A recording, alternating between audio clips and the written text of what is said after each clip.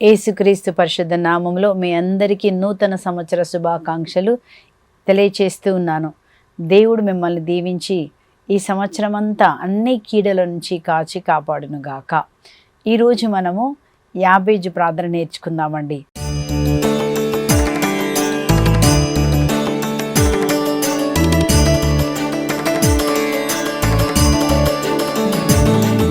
మరి ఆయన చిన్న ప్రార్థనే చేశాడు. యాబేజు ప్రార్థన మీరు ఎప్పుడన్నా విన్నారా? వినే ఉంటారు తప్పకుండా. మనము నూతన సంవత్సరంలో ఉన్నాము కాబట్టి మరి యాబేజు చేసినటువంటి 4 ప్రార్థనలు చేస్తాడు. మనము కూడా ఈ నూతన సంవత్సరంలో 2026 సంవత్సరంలో ప్రభువా నాకు ఈ 4 ఆశీర్వాదాలు దయచేయమని మనం ప్రార్థన చేద్దాం. ఎందుకంటే యాబేజు ప్రార్థన చేస్తాడు. యాబేజు అనే మాటకి మనము ఎక్కడ చదువుతామంటే 1వ రాజుల దినచర్యలు 4వ అధ్యాయంలో 9-10 వచనాల్లో అతని గురించి మనం చదువుతుంటాము. యాబేజు అనే మాటకు అర్థం ఏంటంటే వేదన. ఎందుకు వేదన? సాధారణంగా అట్లాంటి పేరు పెట్టాం కదండి. ఎందుకు అతనికి వేదన అని పేరు పెట్టారంటే వాళ్ళమ్మ మరి అతన్ని కనినప్పుడు అంట చాలా ప్రసవ వేదనతో, చాలా వేదనతో ఆమెకు వేదన కలిగిందంట. ప్రసవం అప్పుడు చాలా వేదన పడిందంట. అందుకోసమని నాకు వేదన, నువ్వు నాకు ఒక వేదనగా ఉన్నావు అని అతనికి ఏమని పేరు పెట్టిందంట? వేదన కదండి. మనం కూడా అప్పుడొకసారి మన పిల్లల్ని చూసి అరే నాకు వేదనగా ఉన్నావురా, నాకు తలనొప్పిగా ఉన్నావు అని మనము అప్పుడప్పుడు వాళ్ళు చేసిన పనులను బట్టి మనం కూడా చెప్తూ ఉంటాము. అయితే ఈ వేదనగా ఉన్నటువంటి వ్యక్తి మరి ఆ వేదనలోనే ఉండిపోయాడా, లేకపోతే ఆశీర్వాదంగా మారాడా? ఇక్కడ మనం చదువుతున్నాము. ఆ వేదన, బాధ, ఆయన దుఃఖంలో ఆయన జీవితము వేదనగా ఉన్నప్పుడు ఏం చేశాడంట? దేవుణ్ణి ఆశ్రయించి ఆయన ప్రార్థించగా దేవుడు అతని మొరవిని అతనిని ఆశీర్వదించెను. ఇప్పుడు యాబేజు ఎవరు అండి అంటే అతను దీవించబడిన వ్యక్తిగా మారాడు. ఎలా? ఒక వేదనతో ఉన్న వ్యక్తి, ఒక దుఃఖముగా ఉన్న వ్యక్తి, కుటుంబానికే దుఃఖం అంట, కుటుంబానికే వేదన, అట్లాంటి వేదన బాధ ఉన్నటువంటి వ్యక్తిని ఎలా జరిగింది అంటే అతడు దేవుణ్ణి ఆశ్రయించి ప్రార్థన చేశాడు. మనము కూడా దేవుని దగ్గరికి వెళ్ళి ప్రార్థన చేసి మనం కూడా ఈరోజు అడుగుదాం, ప్రభువా నా వేదనలో నేనున్నప్పుడు నాకు నువ్వు సహాయం చేయమని మనం అడుగుదామండి. ఏ విషయంలో వేదనగా ఉంది, ఏ విషయంలో నువ్వు దుఃఖముగా ఉన్నావు? భయపడొద్దంట. మనం ఎక్కడికి వెళ్ళాలి? మీరు అడగండి. మీరు అడిగితే మీ తండ్రి మీకు ఆశీర్వాదాన్ని కలగ చేస్తారు కదా. మనం చూస్తున్నాము, మనం ప్రార్థన చేస్తే యోహాను సువార్త 16:20 ఏం చదువుతున్నాము? నీ దుఃఖము నిశ్చయముగా సంతోషముగా మారును. మన దుఃఖం అంట, మన రోగము, మన బాధ ఏదైతే ఉందో ఈ సంవత్సరం దేవుడు నిశ్చయముగా దాన్ని సంతోషంగా మారుస్తారు. 2026 సంవత్సరం, 26 అనే హీబ్రూ భాషలో 26 అనే మాటకి అర్థం ఏంటంట తెలుసా? యావే అని అర్థం అంట. యావే దేవుడు, ఆయనే ఈ సంవత్సరానికి పేరు, ఆయన పేరే. అంటే దేవుడు ఏం చేస్తారు? ఇది ప్రభుహితమైన సంవత్సరము, ప్రభుహిత వత్సర సంవత్సరం అంటే అది గోల్డెన్ జూబిలీ. జూబిలీ అంటే ఏం జరుగుతుంది? విడుదల జరుగుతుంది కదా. దేవుని సంవత్సరం అంటే మన దేవుడే, మన దేవుడు రాజుగా ఉన్న సంవత్సరం, మన దేవుడు పరిపాలిస్తున్న సంవత్సరం కనుక మన దుఃఖం నిశ్చయముగా సంతోషంగా మారుతుంది. కాబట్టి మనం అందరం ప్రార్థన చేద్దాం. ఈ సంవత్సరం ఎదురు చూద్దాం. ఎన్నిసార్లు దేనికోసం నువ్వు ప్రార్థన చేశావో ఆ ప్రార్థనలన్నీ ఈ సంవత్సరము ఆమేన్గా మారుతాయి. నీ ప్రార్థనకు జవాబు పొందుకునే సంవత్సరమే. నీ ప్రార్థనకు జవాబు పొందుకొని ఆశీర్వదించబడేది. ఇంతకాలం వరకు 2025 వరకు నువ్వేవే ప్రార్థనలు అయితే చేశావో ఆ ప్రార్థనల ఫలితము, జవాబు మనం చూడబోతున్నామండి. ఇక్కడ మనం యాబేజు చేసిన ప్రార్థన మనం చూస్తున్నాం. ఏమని ప్రార్థన చేశాడు ఇక్కడ మనం చదువుదాము.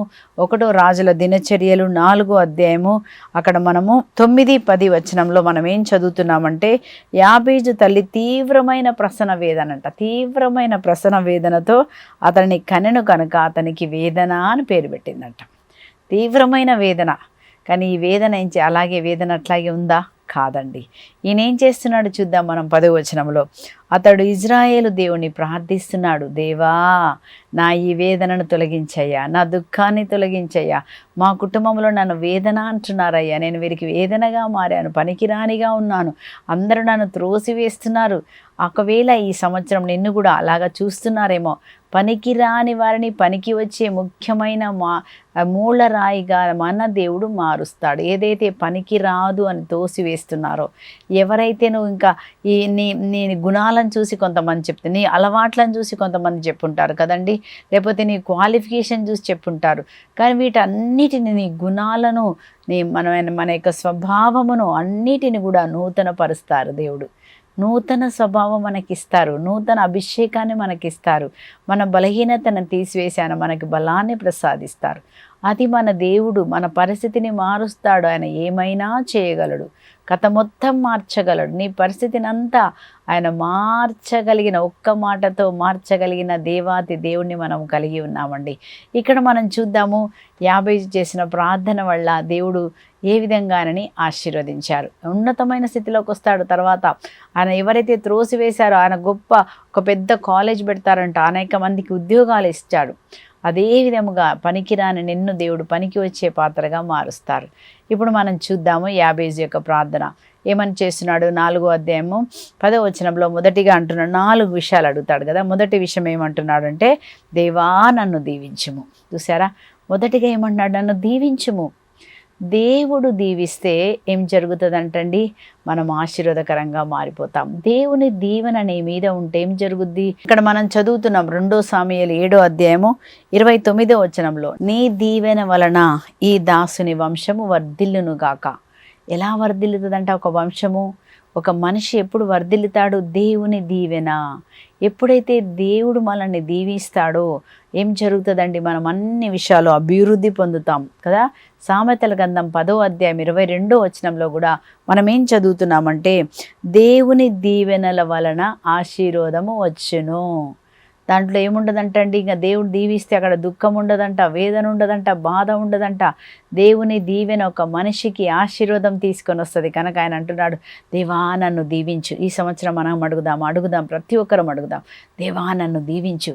దేవుడు దీవిస్తే ఏం జరుగుతుంది, మనం అన్ని విషయాల్లో వర్ధిల్లుతాం, ప్రతి కార్యంలో వర్ధిల్లుతాము. దేవుని దీవెన ఉన్నప్పుడు ఏం జరుగుతుందంటే, ఆశీర్వాదాలన్నీ మన మీదికి పొంగి పొరలొస్తాయంట. అన్ని అవకాశాలు పొంగి పొరలొస్తాయి. దేవుని దీవెన ఉంటే ఏం జరుగుతుంది, మనము అనేక విషయాలు వర్ధిల్లుతామంట, అనేక విషయాలు మనము ఆశీర్వాదకరంగా మారిపోతాం. దేవుని దీవెన ఏమని చెప్తారంట, ఇది ఈయనని దేవుడు దీవించారు, అందుకే ఆయనకు ఆశీర్వాదం. మనం చూస్తాం అబ్రహాము చూసినప్పుడు కదండి, అబ్రహాము దీవెన ఎలా ఉంది. ఆదికాండం 12:2లో మనం చూస్తున్నాం, దేవుడు అబ్రహాముని పిలిచి దీవిస్తున్నారు. ఏమని, నేను నిన్ను దీవిస్తాను, నిన్ను దీవించిన వారు దీవించబడతారు, నిన్ను శపించిన వారు శపించబడతారు, నీ పేరు నేను గొప్ప చేస్తాను. 3వదిగా అంటున్నాడు, ఈ లోకంలో ఉన్న అన్ని కుటుంబాలు, అన్ని జాతులు, అన్ని వంశముల వారు నీ ద్వారా ఆశీర్వాదం పొందుతారు. అంటే అనేక మంది జాతులకి అబ్రహాముని దేవుడు దీవెనకరంగా మార్చారు కదా. అబ్రహాము దీవెన మనకి రావాలని యేసుప్రభు శిలువలో మరణించి అన్యులైన మనకి కూడా అబ్రహాము దీవెనలో పాలిచ్చారు. ఆ అబ్రహాం దీవెన ఏంటండి, ఉన్నతగా ఉండే దీవెన, ఆశీర్వాదకరంగా ఉండే దీవెన, ఈ లోకంలో ప్రజలందరికీ దీవెనగా మారే దీవెన, ఆ దీవెన. అలాగే ఈసాకు దీవెన ఏంటి చెప్పండి, కరువులో కూడా దీవించబడతామన్నమాట. కరువులో ఈసాకు విదపెట్టగా 100 రెట్లు ఆయనకి ఏమొచ్చిందంటండి, పంట ఫలితం. అంటే కరువు ఉన్నప్పటికీ దేవుడు ఆశీర్వాదం ఉంటే నీకు కరువులో కూడా సమృద్ధి దొరుకుతుంది. కాబట్టి ముందుగా ఏమడగాలి, దేవా నన్ను దీవించు, నా కుటుంబాన్ని దీవించు. దేవుడు దీవిస్తే ఏమి జరుగుతుందంట, మనకు అనేక విషయాలు. ఈసాక్ లాగా కరువులో కూడా. యాకోబు దీవెన ఏంటండి, మోసగాడైన యాకోబు ఇజ్రాయేల్గా మారిపోయాడు. అందుకు దేవుని దీవెన వలన దేవుడు అతన్ని ఏం చేశాడు, దీవించి అతనిలో ఉన్నటువంటి మోసగుణమును తీసేసి అతన్ని ఇజ్రాయేలు దీవెనకరంగా, అలాగే మనకున్న బలహీనతలన్నిటిని దేవుడు తీసివేసి మనల్ని ఆయన దీవెనకరంగా మారుస్తాడు. దేవుని దీవెన మనకేం తీసుకొని వస్తుంది, ఆశీర్వాదం. అందుకే అంటున్నాడు మొట్టమొదటిగా ఏం ప్రార్థన, దేవా నన్ను దీవించయ్యా, నన్ను ఆశీర్వదించయ్యా కదా. మనం తల్లిదండ్రుల దగ్గర కూడా వెళ్ళి అడుగుతాం, మమ్మీ నన్ను దీవించు, మమ్మీ నేను బయటికి వెళ్తున్నాను కదా. ఎందుకు, ఆ పలికిన దీవెన ఆశీర్వాదకరంగా మారుతుంది. పలికిన దీవెన నీకు అన్ని విషయాల్లో జయమును తీసుకొని వస్తుంది. దేవుని దీవెన, పెద్దల దీవెన మనకు అవసరం అండి. అప్పుడే మనం అన్ని విషయాలు వర్ధిల్లుతాము. కాబట్టి మనం దీవెన. మూడోదిగా మనం చూస్తున్నాము, దేవుడు దీవించినప్పుడు ఏం చేస్తారంటే, దేవుడు దీవించిందని ఎవరు శపించలేరు. చూసారా ఎంత ఆశీర్వాదం అంటే, ఒక్కసారి దేవుడు మనల్ని ఆశీర్వదిస్తే ఇంకా నీకు వ్యతిరేకంగా ఏ ఆయుధం లేచినా అది వర్ధిల్లదు. మనము సంఖ్యాకాండంలో చూసినప్పుడు అక్కడ 22 అధ్యాయం, 23, 24 అధ్యాయాలు, 3 అధ్యాయాలు ఏం చదువుతామంటే, అక్కడ బీలాము ప్రవక్త గురించి మనం చదువుతాము. అయితే ఈ బీలాము ప్రవక్తని బాలాకు రాజు అడుగుతాడు, అయ్యా ఇజ్రాయెల్ ప్రజలను వచ్చి శపించు, ఎందుకంటే ఇజ్రాయెల్ ప్రజలు చాలామంది ఉన్నారు, మేము జయించలేము, వాళ్ళు పాపం చేస్తేనే, ఎవరైనా శపిస్తేనే, ఎందుకంటే ఇజ్రాయెల్ ప్రజలు ఆశీర్వదించబడినారు, వాళ్ళ మీద ఇంకెవరు శత్రువు రాలేడు, కానీ ఆ శాపగ్రస్తులైనప్పుడు మేము పట్టుకోగలుగుతాను, వాళ్ళని శపించు అన్నప్పుడు బిలాం ప్రవక్త వచ్చి వాళ్ళని శపించడానికి వస్తాడు. కానీ ఎప్పుడైతే ఆయన నోరు తెరుస్తున్నాడో, ఏమన్నా నోరు తెరవడానికి, వాళ్ళని శపించడానికి నోరు తెరిస్తే దేవుడంట నోటిలోనే ఆ శాపమును దీవెనకరంగా మార్చి ఆయన ఆశీర్వాదం పలుకుతున్నాడు. రాజు అంటున్నాడు, ఏమంటున్నాడు బాలాక్ రాజు, అయ్యా నేను వాళ్ళని శపించమంటే నువ్వేంటి వచ్చి వాళ్ళని దీవిస్తావు? అప్పుడు బిలాం ప్రవక్త అంటున్నాడు, అయ్యా దేవుడు ఆశీర్వదించే వారిని మీద శాపాలు పనిచేయవు, నేను వాళ్ళని శపించలేను, నేను శపిస్తామని నోరు తెరిస్తే కూడా నా నోరు ఏమొస్తుంది? ఆశీర్వాదమే. అలాగే దేవుడు మనల్ని ఎవరైనా శపించాలంటే అది దేవుడు దీవెనకరంగానే మారుస్తాడు. కాబట్టి ఈరోజు మిమ్మల్ని ఎవరన్నా శపిస్తే వేదన పడకండి, మంచిదే అనుకోండి. ఎందుకు? అది ఆ శాపము దేవుడు మనకు దీవెనగా మారుస్తాడు. ఏ శాపాలు నీకు వ్యతిరేకంగా ఎవరు పలుకుతున్నారో, నిన్ను గురించి మాట్లాడుతున్నారో, అవన్నీ నీకు దీవెనకరంగా మారుతాయి. కాబట్టి ఈ సంవత్సరము మనం కూడా దేవుణ్ణి అడుగుదాం, ఈ 2026 సంవత్సరం అంతా నన్ను దీవించు ప్రభువా. అది మొదటి ప్రార్థన చేశాడండి. ఈరోజు మనం కూడా దేవుని యొక్క దీవెన మనం పొందుకుందాం. ఆయన దీవెన మనకేం తీసుకొని వస్తుంది? ద్వితీయోపదేశకాండం 28వ అధ్యాయం 1 నుంచి 14 వరకు ఆ దీవెనలన్నీ చెప్పండి.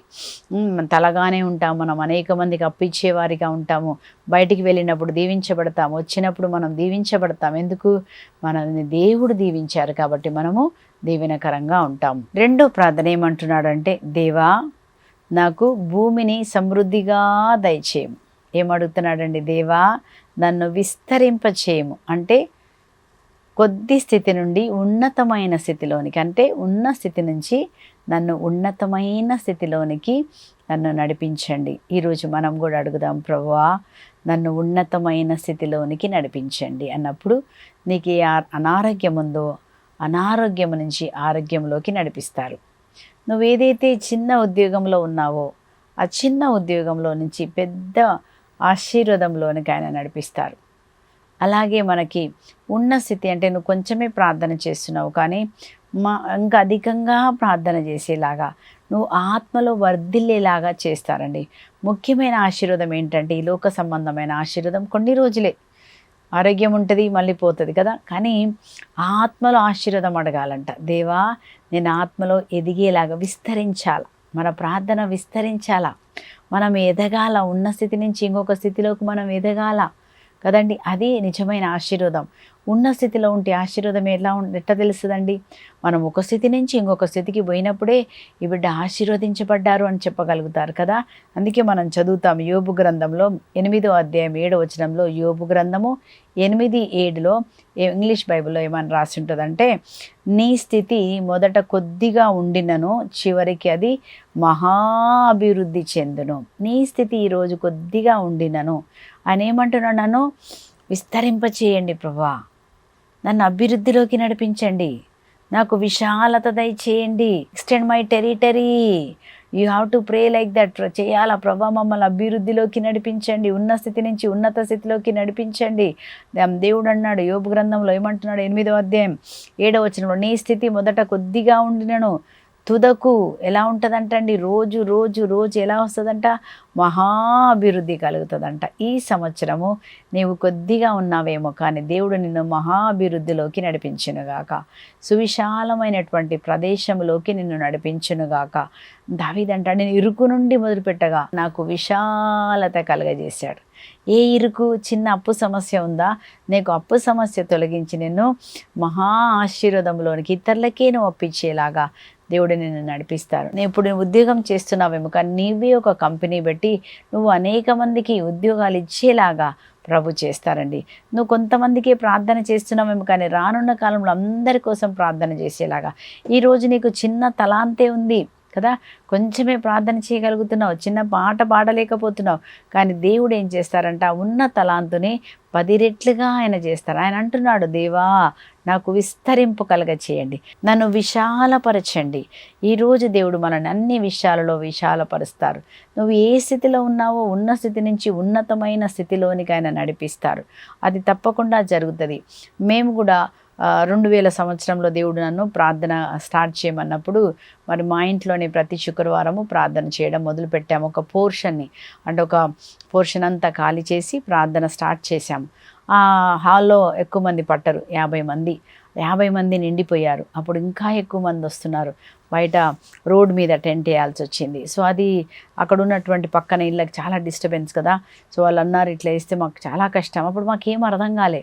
ప్రార్థన చేశాం, ప్రభువా ఇది పట్టట్లేదు, ఈ స్థలం మాకు సరిపోదు, నాకు పెద్ద ప్రార్థన గదిని ఇవ్వండి అని రోజు ప్రార్థన చేశాం. ఉదయకాలంలో సాయంత్రంలో ప్రార్థన చేసినప్పుడు దేవుడు మాకు ఒక వాగ్దానం ఇచ్చారు. యెషయా గ్రంథం 54:2-3 ఏమనిచ్చారంటే, నీ గుడారమును విశాలపరుచుకో, నీ తాళ్ళను పొడిగించుకో, ఇదిగో నేను మీకు విశాలమైన ప్రార్థనా గదిని మీకు ఇస్తున్నాను. మిమ్మల్ని ఉన్నతమైన స్థితిలోనికి, ఇంకొక విశాలమైన స్థితిలోకి మీరు అడుగుపెట్టేలాగా నేను చేస్తానని దేవుడు వాగ్దానం ఇచ్చినప్పుడు అడిగాం, ప్రభా మీరు అన్నారు కదా ప్రభా మాకు ఒక పెద్ద స్థలం ఇస్తా అన్నారు, పెద్ద స్థలంలోకి నడిపిస్తానని చెప్పారు.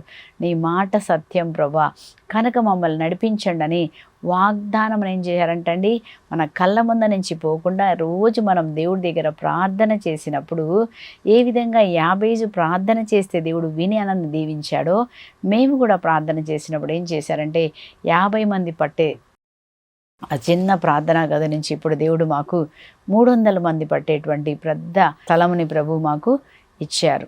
చూసారా మన దేవుడు ఏం చేస్తారు, అడిగినప్పుడు దేవా నన్ను అభివృద్ధి పరచు. మనం అడగాల, నాకు ఈ స్థితి కాదు ప్రభా, నాకు నెక్స్ట్ లెవెల్ కావాలా. ఫాదర్ సిరిల్ గారు ఎప్పుడు చెప్తున్నారు కదండి 3 గంటల ప్రార్థనలో, మనం ఎట్లా ఉండాలని నెక్స్ట్ లెవెల్కి మనం చేరాలా, ఉన్నత స్థితిలోకి మనం చేరాలా, ప్రార్థనలో నెక్స్ట్ స్టేజ్కి చేరాలా. వాక్యం చదివే దాంట్లో ఇంకా ఒక్క అధ్యాయం చదివితే పెంచండి మీరు 3 అధ్యాయాలు చదవడానికి.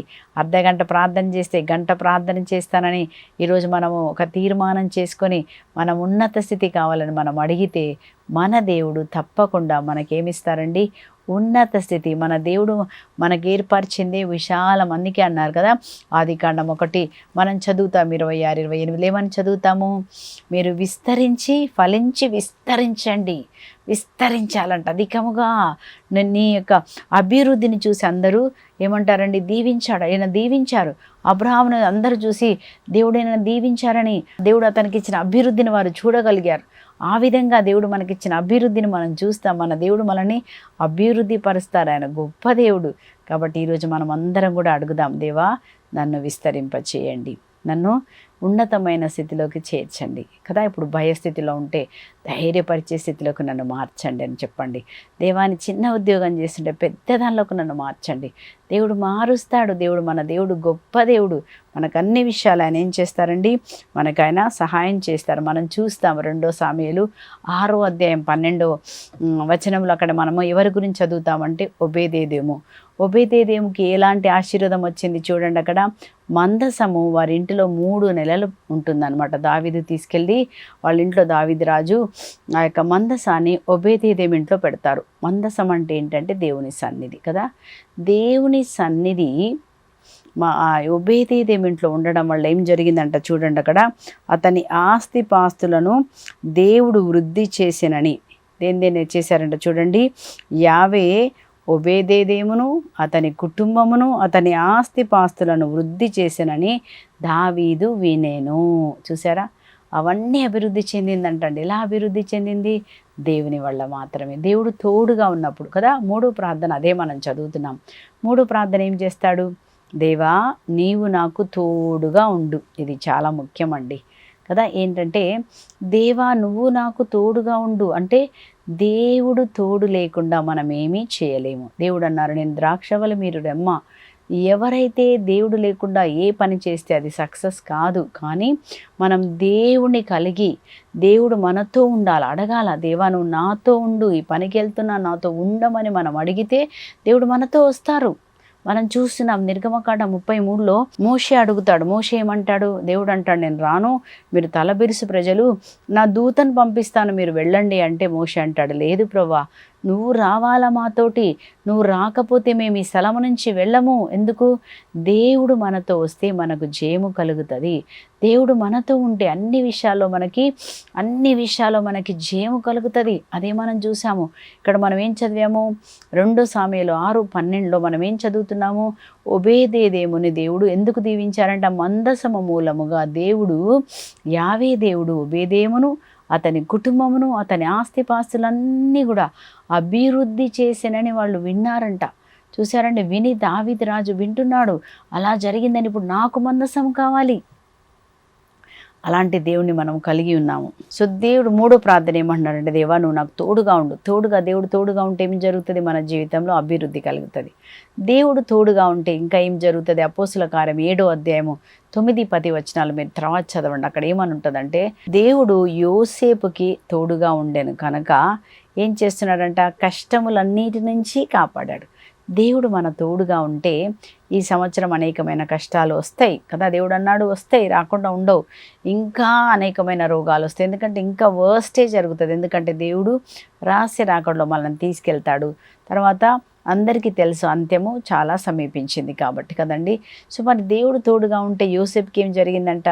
అతన్ని అన్ని కష్టం నుండి కంటికి రెప్పవలే దేవుడు కాపాడారంట. ఏ ఆపద వచ్చినా దేవుడు మనతో ఉంటే మనకేం జరుగుద్దండి? ప్రతి ఆపద నుంచి మనము తప్పించబడతాము. కీర్తన 91:3లో ఏమని రాస్తుంది? వేటకాని ఉరుల నుండి, ఘోర వ్యాధుల నుండి దేవుడు మనల్ని తప్పిస్తాడు.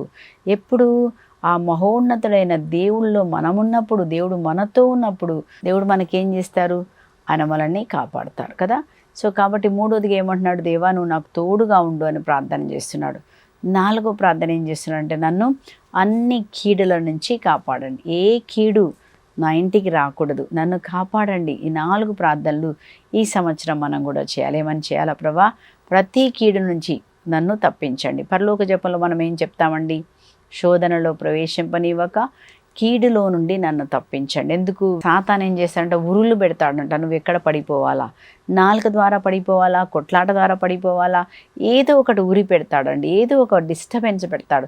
కానీ అందులో పడిపోకుండా దేవుడు మనకు తోడుగా ఉంటే, పరిశుద్ధాత్మ మనలో ఉండి నిన్ను పాపంలో పడకుండా పరిశుద్ధాత్మ దేవుడు మనకేమిస్తారు? సెల్ఫ్ కంట్రోల్ ఇస్తారు, ఆశా నిగ్రహం ఇస్తారు. దాని ద్వారా మనం పాపంలో పడిపోకుండా మనల్ని దేవుడు కాపాడతారు. మన నోటిని కాపాడతాడు, కళ్ళను కాపాడతాడు. అంతేకాదు సాతాను యొక్క శోధనలో మనం పడిపోకుండా కీడు నుంచి దేవుడు మనల్ని కాపాడతాడు. అందుకే కీర్తన 121లో ఏమనంటారండి? దావీదు రాజు అంటున్నాడు, నాకు సహాయం ఎక్కడి నుంచి లభించును? దేవుడి నుంచే లభించును. ఇశ్రాయేలును కాపాడువాడు కునికి పాటలు పడ్డాడు, నిద్రపోకుండా మనల్ని ఏం చేస్తాడండి? మన కుడి ప్రక్కన నిలిచి నిన్ను సంరక్షించును.